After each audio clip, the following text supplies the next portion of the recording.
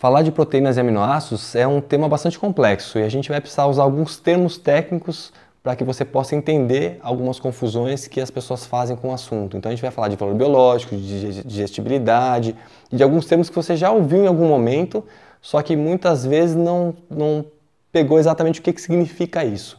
Mas vai ser muito importante para você entender os mitos que rondam a dieta vegetariana frente ao tema proteínas.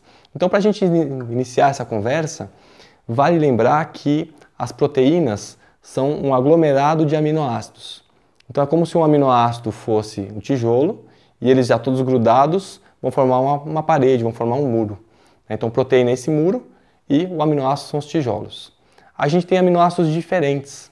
Significa que alguns a gente produz, outros a gente não produz e outros às vezes a gente não produz o suficiente.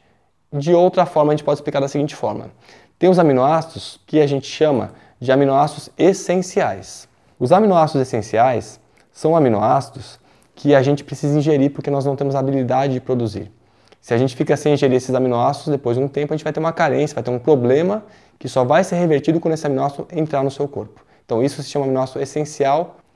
A gente tem o que a gente chama de aminoácidos não essenciais. Veja só, não essenciais não significa que não são importantes, eles são tão importantes quanto os outros.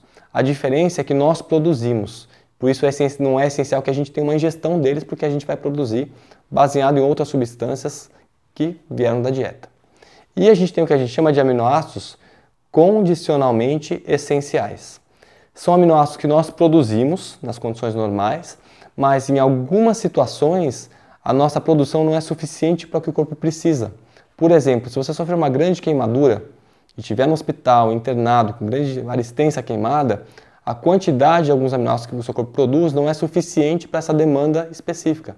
Então, em algumas condições, a gente vai precisar te dar um suporte extra desses aminoácidos para você manter uma função corporal adequada. Então, essa é a classificação básica que nós temos e a preocupação que se tem hoje em dia é como a gente consegue as proteínas e se esses aminoácidos essenciais vão ser os aminoácidos que a gente vai conseguir obter numa dieta vegetariana. A resposta é sim, mas a gente vai mostrar para você por que é assim.